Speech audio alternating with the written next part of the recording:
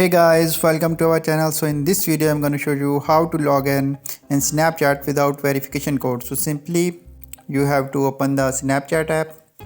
So here you can see our app is open. So simply what you need to do, just you have to log in through your Google account. So simply click on login option. So now here you can see my password is already saved. So simply I will select my email.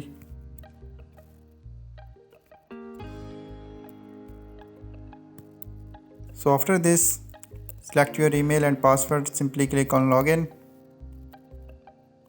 So here you can see we have easily login in Snapchat.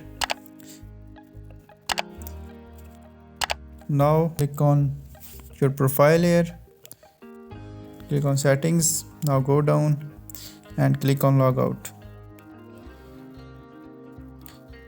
So after when you logged out, you can see your profile is here. So simply when you click on this, and you will be easily log in Snapchat without verification code.